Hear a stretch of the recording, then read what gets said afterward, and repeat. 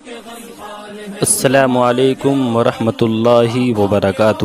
ناظرین، آج آپ کو دارالعلوم دیوبند کی تاسیس کا پس منظر اور دارالعلوم دیوبند کا کن حالات میں انعقاد ہوا اس ویڈیو میں بتایا جائے گا۔ تو چلیے چلتے ہیں، ویڈیو اسٹارٹ کرتے ہیں۔ دارالعلوم دیوبند کی تاسیس انتہائی حوصلہ شکن، صبر آزما، پرآشوب اور آزمائشوں سے بھرے حالات کے اندر عمل میں آئی۔ سن 1857 کی جنگ آزادی میں ناکامی کے بعد مغلیہ سلطنت کا کھلتا ہوا پھول مرجھا چکا تھا اور ٹمٹماتا ہوا چراغ گل ہو چکا تھا۔ انگریزوں نے پورے ہندوستان پر اپنا تسلط جما لیا تھا۔ مسلمانوں پر مصائب و آلات کے پہاڑ توڑے جا رہے تھے۔ علماء دین کو بلا کسی جرم کے توپوں کا نشانہ بنایا جا رہا تھا۔ مذہب اسلام کے ماننے والوں کو سنت و شریعت کا جام پلانے والے اداروں کو منہدم اور نیست و نابود کرنے کا سلسلہ جاری ہو چکا تھا۔ علم و عرفان کی مجلسیں ویران ہو چکی تھی۔ مسلمانوں کا ملی وجود، تہذیب و ثقافت، اسلامی تشخص اور شرعی شناخت کو مسخ کر دینے کا انگریزوں نے فیصلہ کر لیا تھا۔ پورے ہندوستان میں عیسائی لیڈروں نے مسلمانوں کو اپنے غلامی کے قفس میں محصور کر لیا تھا۔ عیسائی ڈاکوؤں کے ظلم و ستم کے ساتھ آریہ سماج بھی مسلمانوں کے دل شکنی و دل آزاری پر اتر آیا تھا۔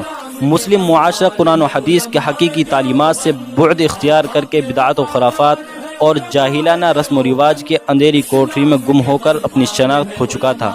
اس ہندوستان کی سرزمین پر 800 سال تک انتہائی شان و شوکت، رعب و دبدبہ اور پوری آب و تاب کے ساتھ حکومت کرنے والی زندہ قوم کو ذلیل و خوار کرنے اور ان پر مرعوبیت و مغلوبیت کی تاریخ دہرانے جانے کے تمام تر انتظامات کیے جا چکے تھے۔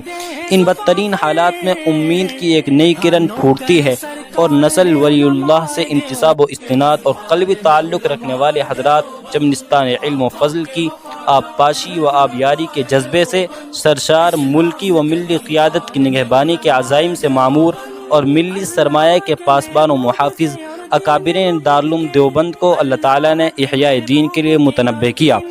ان صاحب بصیرت حضرات میں سید الطائفہ حضرت حاجی امداد اللہ صاحب مہاجر مکی، حجت الاسلام حضرت مولانا قاسم صاحب نانوتوی، قطب الارشاد مولانا رشید احمد گنگوہی، حضرت مولانا شاہ رفیع الدین صاحب اور حضرت مولانا یعقوب صاحب شامل تھے۔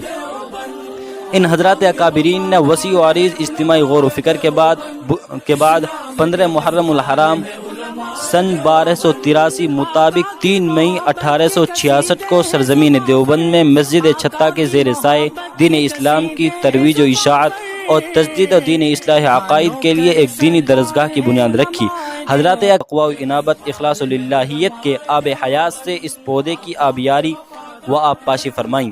اللہ تعالیٰ نے ان بزرگوں کی دعاؤں کی برکت سے اس ننھے سے پودے کو ایک سرسبز و شاداب درخت بنا دیا تھا، جو آج ایشیا کی عظیم دینی درسگاہ دارالعلوم دیوبند کے نام سے جانا جاتا ہے۔ خوددار و علمدار ہیں علماء دیوبند۔